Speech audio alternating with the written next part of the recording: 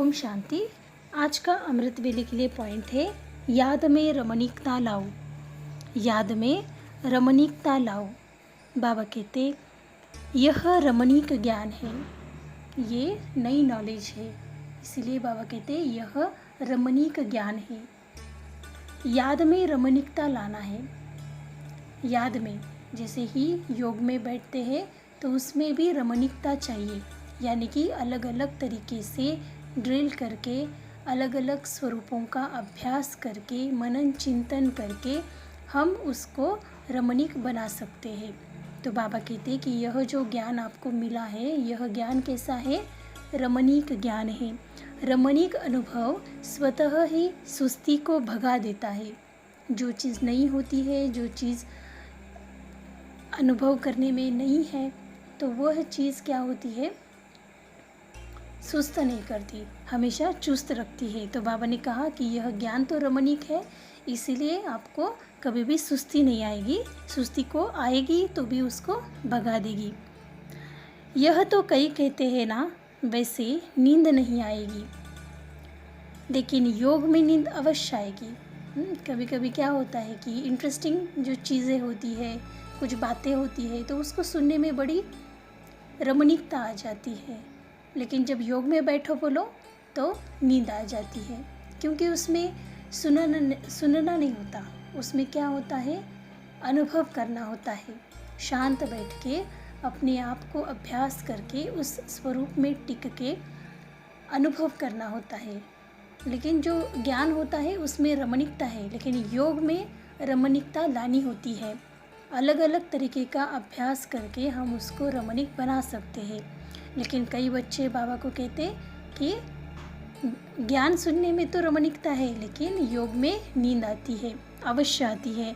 तो बाबा कहते यह क्यों होता है? ऐसी बात नहीं कि थकावट है, ऐसी भी कोई बात नहीं होती है कि चलो थकावट आ गई है इसलिए नींद आ रही है। नहीं, वो अपने मन को अपने आप ही शांत कर लेता है। और अगर हम आत्मिक स्थिति में स्थित होकर कनेक्ट नहीं हुए तो भी नींद आ सकती है। तो बाबा कहते लेकिन रमणीक रीति से और नेचुरल रूप से बुद्धि को सीट पर सेट नहीं करते हो, तो सिर्फ एक रूप से नहीं लेकिन वैरायटी रूप से सेट करो। बाबा ने कहा कि सिर्फ एक ही स्थिति में स्थित नहीं हो, लेकिन अलग अलग तरीके से सेट हो जाओ। जैसे कि हम आत्मिक स्थिति में स्थित हो सकते हैं, अपने को और जो दूसरे लोग हैं उनको आत्मा समझकर उनसे बात कर सकते हो, उनको पवित्र आत्मा के रूप से देख सकते हो, उनको शक्तिशाली आत्मा के रूप से देख सकते हो, महान आत्मा के रूप में देख सकते हो, देव आत्मा के रूप में देख सकते हो। तो बाबा ने कहा कि एक ही स्थिति में स्थित नहीं हो, लेकिन रमणीकता लाने के लिए आपको अलग अलग तरीके से, वैरायटी रूप से आपको उसको अनुभव करने के लिए समझना होगा। उसी रूप से बुद्धि को अपने आप को सेट करना पड़ेगा। जैसे ही बुद्धि को उस अनुसार सेट करेंगे, वह बुद्धि सेट होने से उसी अनुसार हमें अनुभव होने लगेंगे। तो बाबा कहते कि लेकिन रमणीक रीति से नहीं, लेकिन नेचुरल रूप से बुद्धि को सीट पर सेट नहीं करते हो। अगर नेचुरल रूप से बुद्धि को सेट नहीं करते तो हमें अनुभव नहीं होगा। ज़बरदस्ती हम करेंगे तो उस चीज़ का अनुभव नहीं होता है। पहले अभ्यास करना होता है, फिर उसको नेचुरल हो जाता है। तो सिर्फ एक रूप से नहीं, लेकिन बाबा कहते अलग अलग तरीके से, यानी वैरायटी रूप से सेट करो। वही चीज़ अगर वैरायटी रूप से परिवर्तन कर यूज़ करते हैं तो दिल खुश होता है। जैसे बाबा के साथ सर्व संबंधों का अनुभव है, सर्व गुणों का, सर्व शक्तियों का अनुभव है, तो इसको अलग अलग रीति से, अलग अलग कार्यों में हम उसको सेट कर, बुद्धि को उसी अनुसार सेट कर हम इसका अनुभव कर सकते हैं। तो बाबा ने कहा अगर वैरायटी रूप से अपने आप को उस रूप में सेट करेंगे, परिवर्तन करेंगे, अनुभव करेंगे, तो क्या होगा? दिल खुश हो जाएगा। चाहे बढ़िया चीज़ हो, लेकिन अगर एक ही चीज़ बार बार खाते रहो, देखते रहो, तो क्या होगा? बाबा ने कहा कि जैसे होता है, कभी हम एक ही चीज़ अगर रोज़ रोज़ खा रहे हैं, भले वो बहुत ही ऊंची चीज़ है, अच्छी चीज़ है, लेकिन वही चीज़ रोज़ रोज़ खाने से क्या हो जाता है? उसमें कोई रस नहीं रहता। वैसे ही बाबा ने कहा अगर मान लो रोज़ एक ही अभ्यास कर रहे हो तो जल्दी क्या हो जाता है, मन और बुद्धि ऑटोमेटिक मोड में चले जाते हैं, यानी मन उसी अनुसार बोलता रहता है लेकिन बुद्धि इधर उधर भटकती है। बुद्धि को और मन को दोनों को भी एक ही काम चाहिए। जैसे हमारे मन का काम है विचार करना, थॉट्स क्रिएट करना, और बुद्धि का काम है उसी अनुसार उसका पिक्चर क्रिएट करना, जिसे विजुअलाइजेशन कहेंगे। तो मन और बुद्धि जब साथ साथ काम करेंगे तभी उस अनुभव को हम अनुभव कर सकते हैं। तो बाबा ने कहा कि कितनी भी बढ़िया चीज़ हो लेकिन अगर हम उस चीज़ को रोज़ रोज़ खाते हैं, देखते हैं तो क्या होगा।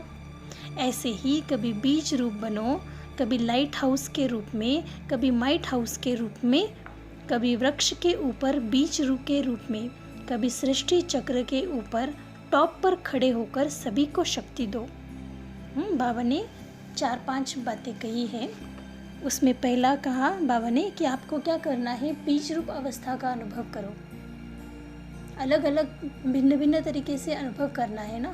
तो पहला बाबा ने कहा कि आप बीज रूप स्थिति का अनुभव करो, यानी कि परमधाम स्थिति का अनुभव, संपूर्ण मुक्त अवस्था, संपूर्ण पवित्र अवस्था, जहाँ कोई शोर नहीं है, जहाँ कोई बंधन नहीं है, जहाँ कोई बात नहीं है, बस मैं और मेरा बाबा, संपूर्ण परमधाम निवासी, सारे ब्रह्मांड का मालिक।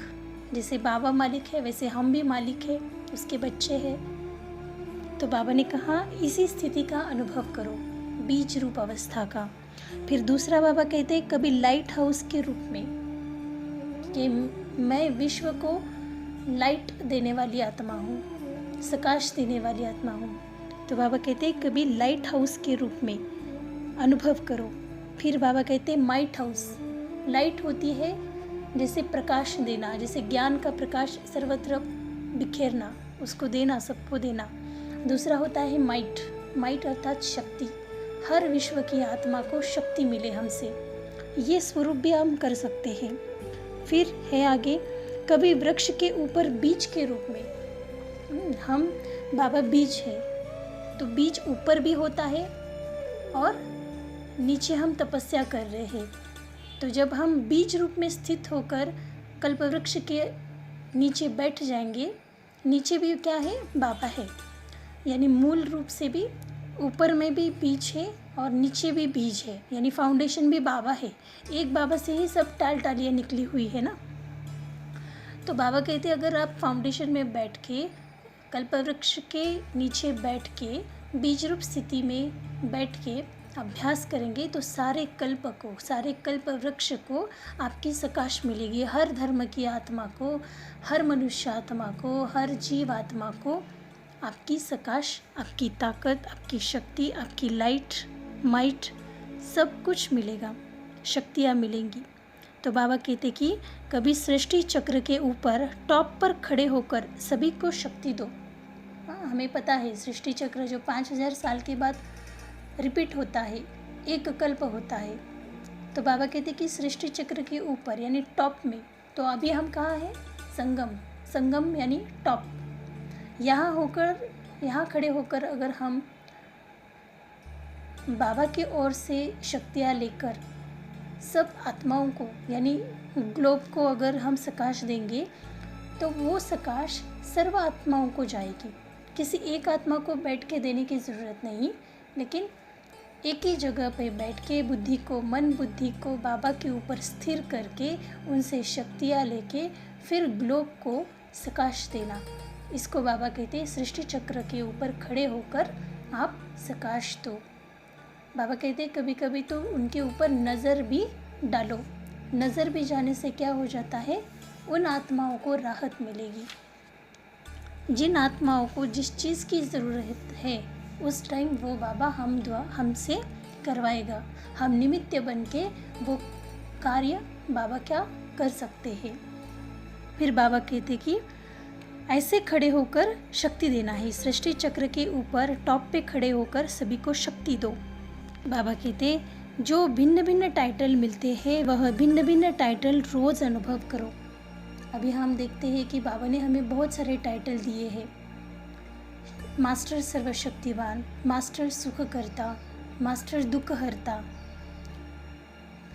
मास्टर पवित्र आत्मा, फरिश्ता, बहुत सारे बाबा ने हमें टाइटल दिए हुए हैं। मुक्तिदाता भी दिया हुआ है, मास्टर मुक्तिदाता, मास्टर भगवान, मास्टर महाकाल, बहुत सारे बाबा ने सुंदर सुंदर हमें टाइटल दिए हैं। तो बाबा ने कहा इस टाइटल को रोज़ अपने अंदर अनुभव करो। कभी नूरे रत्न बन बाप के नैनों में समाया हुआ हूँ। देखो बाबा ने एग्जाम्पल भी दिया है कि कभी क्या सोचना है खुद को कि कभी नूरे रत्न बन बाप के नैनों में समाया हुआ हूँ। मैं आत्मा बाप के नैनों में समाई हुई हूँ। इस स्वरूप की अनुभूति करो। कभी मस्तक मणि बन, कभी तख्त नशीन बन, भिन्न भिन्न स्वरूपों का अनुभव करो। बाबा ने इसमें 4 बातें बताई। कभी पहला है उसमें बाबा के नैनों का नूर हूँ, यानी कि बाबा के नैनों में मैं समाया हुआ हूँ। दूसरा है मस्तक मणि, हम क्या है, मस्तक मणि है, सदा चमकती हुई ज्योति, सदा चमकती हुई मणि। फिर बाबा ने कहा कि कभी तख्त नशीन बनो, बाबा के दिल तख्त नशीन बनो।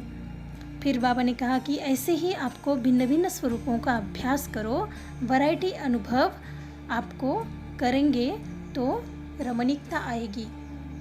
भिन्न भिन्न तरीके से अगर हम अनुभव करेंगे तो योग में रुचि बढ़ेगी, रमणीकता आएगी।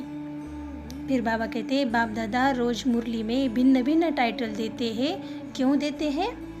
उसी सीट पर सेट हो जाओ और सिर्फ बीच बीच में चेक करो, क्योंकि टाइटल देने से स्मृति बढ़ती है और जैसी स्मृति वैसी हमारी स्थिति बनती है। इसीलिए हमारे जो टाइटल्स है उसको याद रख के हमें करना है।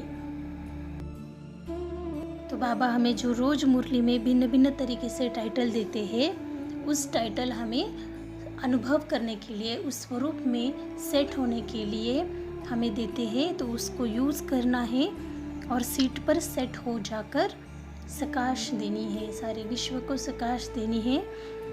और बीच बीच में खुद को चेक भी करना है कि क्या हम उस तरीके से अपने मन बुद्धि को सेट किए हुए हैं। अगर नहीं है तो उसको चेक करके चेंज करना है। और अच्छा, ओम शांति।